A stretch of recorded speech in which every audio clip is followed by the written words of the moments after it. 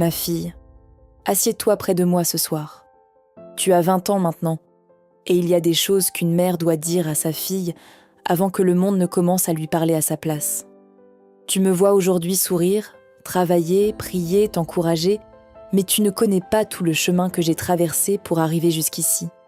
Tu vois mes cicatrices seulement quand je les laisse apparaître, mais tu ne sais pas combien de nuits j'ai pleuré en silence, combien de fois j'ai failli abandonner, combien de fois le mal a essayé d'éteindre ma lumière avant même que tu viennes au monde. Quand j'étais jeune, je pensais que le travail suffisait. Je pensais que si une femme était sérieuse, respectueuse, courageuse et honnête, la vie finirait par lui ouvrir ses portes. Mais j'ai appris très tôt que dans ce monde, il y a des gens qui ne supportent pas de te voir avancer. Certains ne veulent pas seulement prendre ta place. Ils veulent t'empêcher d'exister. J'ai grandi dans le village de Mbalakunda, un village entouré de manguiers, de champs de manioc et de chemins rouges qui collaient aux pieds pendant la saison des pluies. Ta grand-mère, ma mère, était une femme de foi. Elle ne parlait pas beaucoup, mais quand elle priait, même le vent semblait ralentir. Elle me disait toujours « Ma fille, ne sors jamais dans le monde avec seulement ton joli visage et ton intelligence.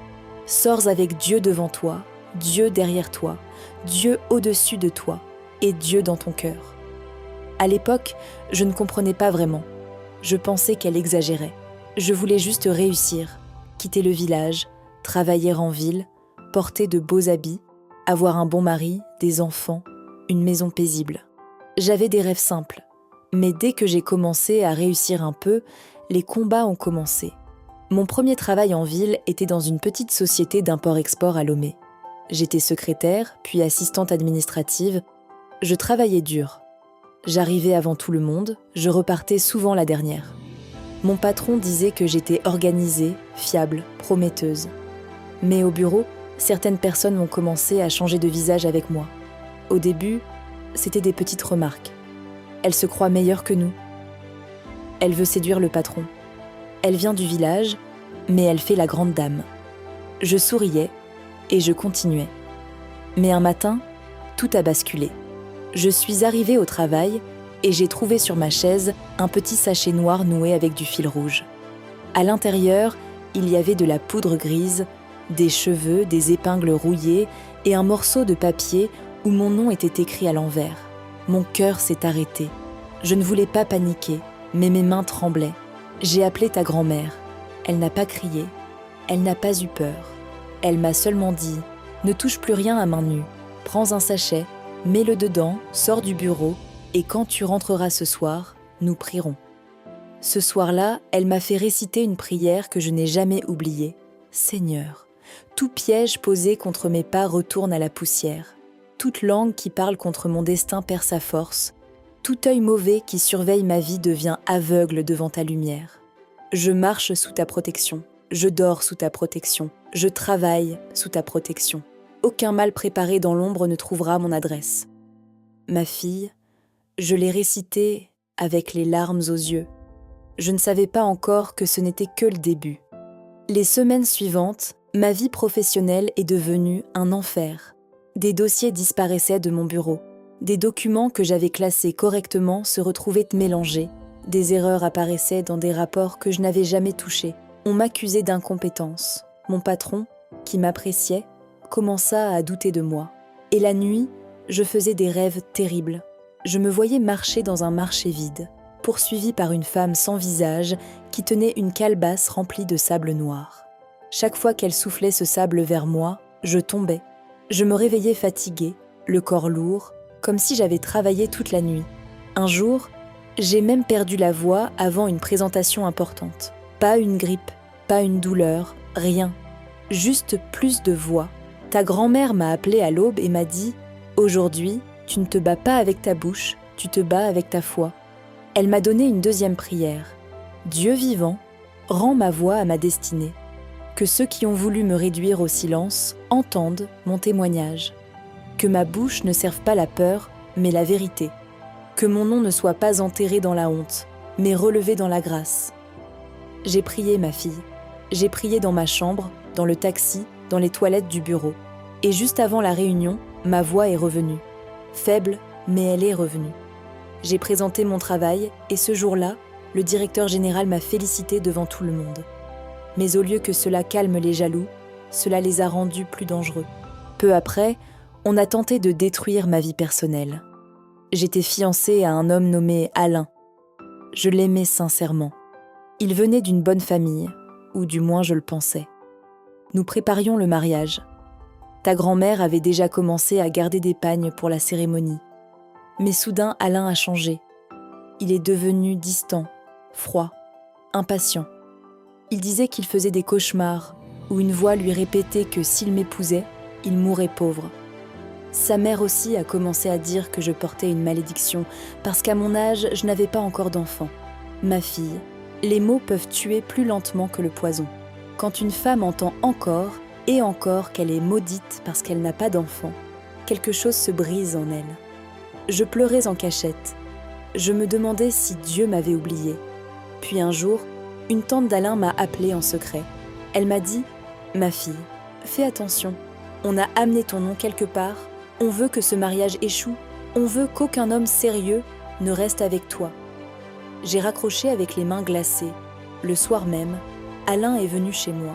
Il a rendu la bague et m'a dit « Je ne peux plus continuer. » Je n'ai pas crié. Je l'ai regardé partir. Puis je suis tombée à genoux. Ta grand-mère est venue me trouver au sol. Elle m'a relevée et m'a dit « Ne pleure pas comme quelqu'un qui a perdu sa vie. Pleure comme quelqu'un qui se vide du poison qu'on lui a fait boire. » Elle m'a appris une prière pour les ruptures et les chaînes affectives. « Seigneur, ce qui part par ta volonté, je le laisse partir. Ce qui part par manipulation, je te demande de me libérer de ces liens. Que mon cœur ne reste pas attaché à celui qui n'était pas destiné à marcher avec moi. Brise les paroles prononcées contre mon foyer. Brise les nœuds faits contre mon mariage. Brise les alliances cachées qui veulent nous m'isoler. Je ne suis pas rejetée, je suis gardée. » J'ai répété cette prière pendant des mois. Au début, je ne sentais rien. Puis un jour, j'ai respiré plus facilement. Je ne pensais plus à Alain avec douleur. J'ai compris que certaines pertes sont des protections déguisées. Mais le combat contre ma maternité, lui, a été le plus long. Pendant des années, chaque fois que je me rapprochais d'un homme sérieux, quelque chose se passait. Une dispute soudaine, un mensonge inventé, une maladie dans sa famille, une ex qui réapparaissait. Et quand je faisais des examens médicaux, les médecins ne trouvaient rien de grave, mais je n'arrivais pas à concevoir. Une fois, j'ai eu un retard de 2 mois. J'y ai cru. Je parlais déjà à mon ventre. Je disais « Mon bébé, tiens bon ». Puis j'ai perdu le sang en pleine nuit. Je ne peux pas te décrire cette douleur. Ce n'était pas seulement mon cœur qui s'aimait, c'était mon espoir. Ta grand-mère est venue dormir près de moi. Elle a posé sa main sur mon front et elle a chanté doucement un cantique de son enfance. Ensuite, elle m'a dit « Le ventre d'une femme n'appartient pas aux sorciers, il appartient à Dieu, mais il faut prier avec endurance. » Elle m'a donné une prière que j'ai récitée pendant des années. Dieu qui donne la vie, visite mon ventre, visite mon sang, visite mon avenir. Tout verrou spirituel posé contre ma maternité, ouvre-toi par la puissance divine. Toute parole disant que je ne porterai pas d'enfant est annulée. Toute main invisible qui arrache ce qui commence en moi perd son pouvoir. Je ne m'en dis pas la vie, je la reçois dans la foi. Mon corps n'est pas une terre stérile. Mon corps est une terre visitée par Dieu. Ma fille, je ne te mens pas. Il y a eu des jours où je récitais cette prière sans y croire. Je la récitais parce que ta grand-mère m'avait dit de ne pas arrêter. La foi, ce n'est pas toujours sentir la force. Parfois, la foi, c'est continuer quand ton cœur est plus léger. Les attaques continuent. Une nuit, j'ai rêvé que je portais un bébé dans mes bras et qu'une vieille femme venait me le demander en souriant. Elle disait « Donne-le-moi, il n'est pas pour toi. » Dans le rêve, j'avais presque peur. Et j'ai appris à ne plus banaliser certaines choses. Quand tu te réveilles épuisé après une nuit pleine de combats, prie. Quand tu rêves qu'on te donne de la nourriture et que tu manges, prie. Quand tu rêves qu'on te coupe les cheveux, qu'on te poursuit, qu'on te vole des chaussures, prie. La prière n'est pas de la peur, c'est de la vigilance. Dans mon travail, Dieu a aussi commencé à placer de bonnes personnes sur ma route. Il y a eu Madame Solange, Une directrice qui a vu mon sérieux alors que d'autres voulaient m'écraser. Un jour, elle m'a appelée dans son bureau et m'a dit « Tu as quelque chose, mais tu te caches trop, tu as peur de briller. » J'ai pleuré devant elle. Je lui ai raconté un peu mes combats. Elle ne s'est pas moquée. Elle m'a dit « Alors brille avec prudence, mais brille quand même. » C'est elle qui m'a aidée à obtenir une formation, puis un poste plus élevé. À partir de là, j'ai compris que Dieu ne combat pas seulement par le feu et les rêves. Il combat aussi par les bonnes rencontres. Une bonne personne placée au bon moment peut annuler 10 mauvaises personnes placées contre toi. Mais quand j'ai commencé à monter professionnellement, les attaques ont repris. On m'a accusé d'avoir volé de l'argent dans l'entreprise. Un dossier avait été monté contre moi. Tout semblait prouver ma culpabilité. Je risquais le licenciement, peut-être même la prison. Je suis rentrée chez moi ce soir-là avec une douleur dans la poitrine. Ta grand-mère m'a écoutée, puis elle m'a dit « Ce soir, on ne pleure pas. Ce soir, on appelle la vérité. » Elle m'a donné une prière que je veux que tu retiennes bien. Dieu de justice, lève-toi pour moi là où ma voix ne peut pas entrer. Que tout mensonge construit contre mon nom s'effondre par sa propre bouche. Que celui qui a caché la vérité soit troublé jusqu'à parler. Que mes mains soient lavées devant ceux qui m'accusent.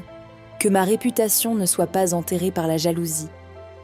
Ma fille, 3 jours plus tard, la vérité est sortie. La personne qui avait monté le dossier a fait une erreur dans un mail. Tout a été découvert. Elle a avoué. Moi, j'ai été rétablie. Et c'est après cette affaire que le directeur m'a promue. Tu vois, parfois, le piège préparé contre toi devient l'escalier que Dieu utilise pour t'élever. Mais il faut tenir. Il faut rester propre, même quand on t'accuse. Il faut refuser de devenir mauvaise parce qu'on t'a fait du mal. La plus grande victoire du mal, ce n'est pas de te faire tomber. C'est de te rendre semblable à ceux qui t'ont attaqué. Pendant des années, je n'ai pas eu de mari. Pendant des années, je n'ai pas eu d'enfant. Les gens parlaient, certains disaient « Elle a réussi au travail, mais sa maison est vide ». D'autres disaient « Elle prie beaucoup, mais Dieu ne lui donne pas de mari ». Je souriais. Mais en rentrant chez moi, les mots me coupaient comme des lames. Ta grand-mère me disait « Ne laisse pas les gens mesurer ta vie avec leur petit calendrier. Dieu n'est jamais en retard, même quand les hommes pensent qu'il a oublié. » Elle m'a donné une prière contre la honte. « Seigneur, je refuse la honte que les hommes veulent poser sur ma tête. Ma vie n'est pas un échec parce qu'elle ne ressemble pas encore à leurs attentes. Que mon temps ne soit pas comparé au temps des autres. Que mon cœur ne se dessèche pas dans l'attente. Apprends-moi à vivre, même avant l'accomplissement. » Cette prière m'a sauvée de l'amertume. Parce que l'attente peut rendre une femme dure. Tu peux devenir jalouse, méchante, moqueuse, fermée. Mais moi, je ne voulais pas que la douleur vole ma douceur. Puis il y a eu une période encore plus mystérieuse. Chaque fois que je recevais mon salaire, l'argent disparaissait dans des urgences. Maladie, réparation, dette familiale, accident, perte. Impossible d'épargner. Ta grand-mère m'a dit « Il y a des paniers percés spirituels. On verse, ça fuit. » Je ne comprenais pas. Elle m'a fait prier ainsi. « Seigneur, ferme les trous invisibles de ma vie. Que mon travail produise du fruit. Que mon argent ne serve pas seulement à réparer des malheurs. Que toute main qui disperse ce que je rassemble soit retirée. Donne-moi la sagesse de gérer, la discipline de garder et la grâce de prospérer sans vendre mon âme. » Après cette prière, j'ai aussi changé mes habitudes, parce que la foi sans discipline devient de la superstition. J'ai appris à noter mes dépenses, à dire non, à économiser, à ne plus aider tout le monde au point de me détruire. Dieu peut fermer les trous, mais toi aussi tu dois arrêter de percer ton panier. Le répit n'est pas venu en un jour. Il est venu lentement, comme l'aube. Après presque 15 années de combat, quelque chose a commencé à changer. Je dormais mieux. Les cauchemars étaient rares. Les blocages au travail se sont calmés. Les mauvaises relations ont quitté ma vie. J'ai commencé à ressentir une paix étrange, même sans avoir tout ce que j'avais demandé. Et c'est dans cette paix que j'ai rencontré ton père. Pas dans le bruit, pas dans la précipitation, pas dans la peur de vieillir seul. Je l'ai rencontré lors d'une conférence professionnelle à Cotonou. Il n'était pas parfait, mais il était vrai. Il ne m'a pas aimée parce que j'étais jeune, naïve ou facile à impressionner. Il m'a aimée avec mes cicatrices, mon histoire, ma prudence. Avant de l'accepter, j'ai prié. Beaucoup. Ta grand-mère aussi. Elle disait « On ne fuit pas la solitude pour entrer dans une prison ». Elle m'a donné une dernière prière avant mon mariage. « Seigneur, si cet homme vient de toi, donne-nous la paix, la clarté et la patience. S'il ne vient pas de toi, retire-le sans me briser. Que mon désir d'être aimé ne m'aveugle pas. Que je ne choisisse pas par peur, mais par sagesse. Ma fille, c'est une prière importante. Ne choisis jamais un homme parce que tu as peur d'être seule. La solitude avec Dieu vaut mieux qu'un mariage qui te détruit. Après notre mariage, je suis tombée enceinte de toi. Les médecins ont appelé cela une surprise. Moi, j'ai appelé cela une réponse. Quand je t'ai portée, j'ai prié chaque jour. Je posais ma main sur mon ventre et je disais « Cet enfant vivra, cet enfant grandira. Cet enfant ne portera pas les combats de sa mère comme une malédiction, mais les victoires de sa mère comme un héritage. Tu es né un matin de pluie, et quand je t'ai entendu pleurer, j'ai compris que toutes les nuits n'avaient pas gagné. La sorcellerie avait essayé, les jaloux avaient essayé, les humiliations avaient essayé, les ruptures avaient essayé, les fausses accusations avaient essayé. Mais Dieu avait gardé le dernier mot. Alors écoute-moi bien, ma fille. Tu as 20 ans, le monde va te proposer beaucoup de chemins. Certains brillent, mais mènent au vide. Certaines personnes sourient, mais portent des couteaux dans le cœur. Certaines amitiés applaudissent devant toi et travaillent contre toi dans l'ombre. Ne sois pas paranoïaque, mais sois vigilante. Ne vois pas des ennemis partout, mais n'ouvre pas ton âme à tout le monde. Prie avant de dormir. Prie avant d'aimer. Prie avant de signer. Prie avant de partir. Prie avant de répondre quand tu es en colère. Ta grand-mère disait « La prière, c'est la lampe qu'on allume avant d'entrer dans une maison inconnue. » Garde ces prières comme un héritage. Quand tu te sens attaqué, dis « Seigneur, protège mon chemin et ferme les portes du mal. » Quand on parle contre toi, dis que la vérité se lève et que le mensonge tombe. Quand tu attends quelque chose depuis longtemps, dis « Donne-moi la force de vivre pendant que j'attends. » Quand tu as peur pour ton avenir, dis « Ce qui est pour moi ne sera pas volé dans l'ombre. » Et quand tu réussis, n'oublie jamais de dire merci, parce que la gratitude protège le cœur de l'orgueil. Ma fille, je ne te raconte pas tout cela pour te faire peur. Je te le raconte pour te préparer. La vie n'est pas seulement ce qu'on voit avec les yeux. Il y a des combats visibles et des combats invisibles. Mais il y a aussi une grâce visible et une grâce invisible. J'ai connu les deux. J'ai connu les nuits où je tremblais et les matins où Dieu me relevait. J'ai connu les portes fermées et les rencontres qui ouvrirent des chemins. J'ai connu la honte et j'ai connu l'honneur.